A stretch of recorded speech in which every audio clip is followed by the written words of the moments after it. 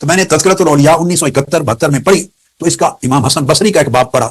وہ پہلا باب پڑھ کے یہ کتاب میں نے رکھ دی تھی کہ یہ کتاب غیر مصدقہ ہے, غیر مستند ہے, غیر معتبر ہے, یہ شیخ فرید الدین عطار کی نہیں, غلط طور پہ منسوب کی گئی. حسن بصری کا چیپٹر وہ کہتے ہیں میں نے جب پڑھا تو مجھے پتا چل گیا کہ اس میں تو یہ مسئلہ ہے, تو میں نے اس کو وہیں پہ رکھ دیا. حالانکہ ڈاکٹر صاحب اس سے پہلے ہی پتا چل جاتا ہے کہ اس کتاب میں مسئلہ ہے, کیونکہ اس سے پہلے ویسے کرنی کا چیپٹر ہے جس میں وہ دانت توڑنے والا جعلی واقعہ بھی لکھا ہوا ہے. تو کاش آپ ویسے کرنی والا چیپٹر پڑھ کے اس رزلٹ پہ پہنچ جاتے کہ یہ فراڈ ہے سارا. حسن بصری کے چیپٹر تک جانے کی ضرورت ہی نہیں تھی. وہ کہتے ہیں میں نے اپنے والد صاحب سے ذکر کیا اس کا, تو ابا جی نے کہا کہ یہ کتابیں بدل چکی ہوئی ہیں. 71-72 کی بات کر رہے ہیں, میری پیدائش سے بھی 7-8 سال پہلے, لیکن بتا رہے کب ہیں 52 سال کے بعد. شیم آن یو یار, تو نے 52 سال تک بے شرمی کے ساتھ صوفیاء کے دفاع میں مجرمانہ خاموشی اختیار کی, اور ہزاروں لوگوں کا ایمان سٹیک پہ لگتا رہا اور تو یہ تماشا دیکھتا رہا.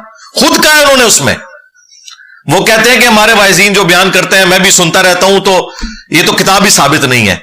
52 سال بعد ہماری اس دعوت کی ہیٹ جب ان تک پہنچی ہے نا, ان کے قریبی لوگ ان کو چھوڑ گئے نا, اور صوفیاء کا سارا ڈھونگ ان کے اوپر کھلا ہے, تو اب انہوں نے کہا ٹھیک ہے جی, بندریا کے جب پاؤں جلتے ہیں نا وہ اپنے بچے لیتی ہے پاؤں کے نیچے, ہاں, تو انہوں نے کہا ٹھیک ہے جی فارغ کرو کتابیں. اور کہہ رہے ہیں مجھے تو 52 سال پہلے ہی پتا چل گیا تھا. واہ واہ, 52 سال تک خاموشی. اب کون سی ایسی تبدیلی دنیا کے اندر آ گئی ہے کہ تمہیں 52 سال بعد یہ راز لوگوں پہ کھولنا پڑا ہے؟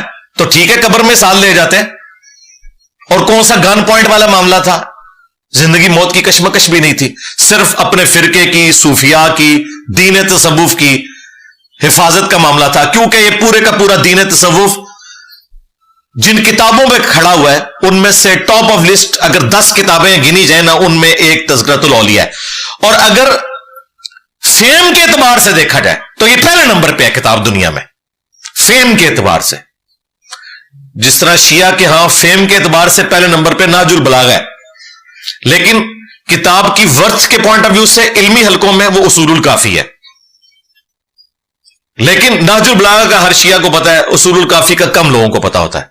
یہاں پہ بھی فیم کے اعتبار سے پوری دنیا میں جتنی تصوف کی کہانیاں ہیں بزرگوں کی, خواہ وہ افریقہ کے صوفی بیان کرتے ہوں یا انڈونیشیا کے یا عرب کے صوفی بیان کریں یا سب کانٹیننٹ کے, پیچھے ان کے پاس سورس ایک ہی کتاب ہے, تذکرۃ الاولیاء, شیخ فرید الدین عطار, المتوفا 627 ہجری.